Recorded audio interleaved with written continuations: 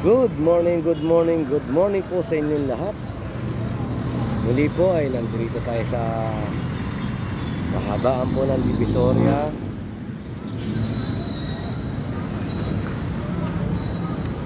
Upang magsagawa po tayo ng update. Ano po kaganapan dito.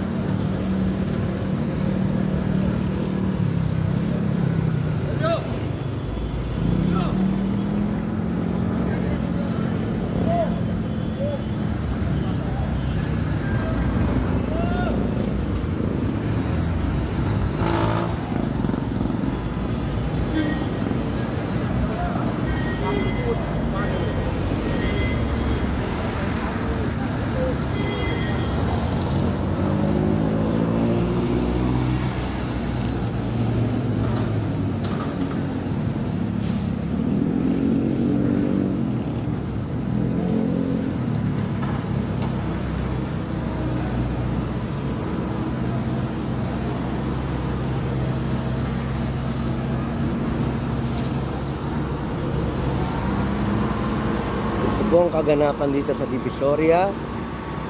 Ngayon po ay nahakot na po ng Lenel ang mga tambak ng basura rito.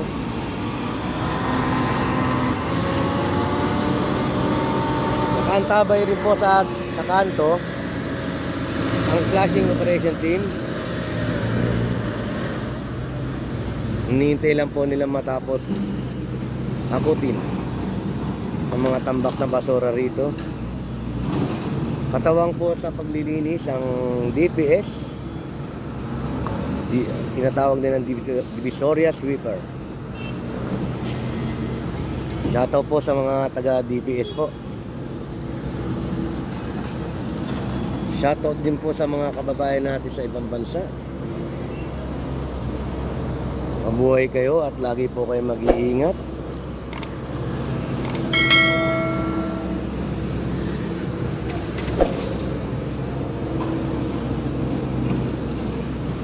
Binawalis na rin po ng DPS ang mga mismis na natitirang basura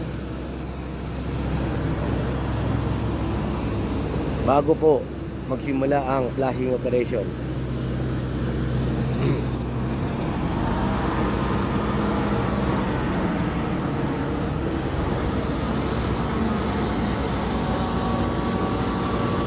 Yan na lang po natitirang basura, konti na lang po.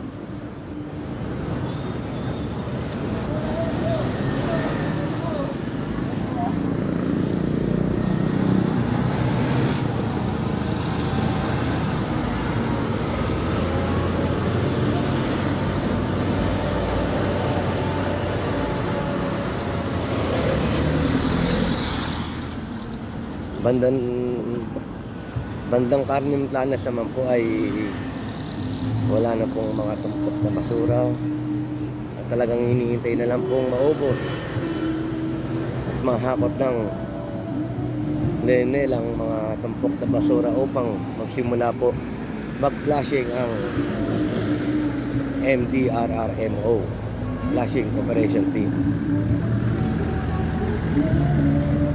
Ayan po, malinis ang po rito.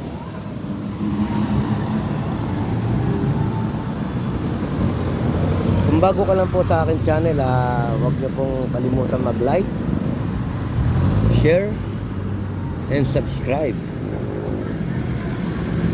And click the notification bell para po meron po kayong update sa kaganapan po sa kahabaan ng Divisoria.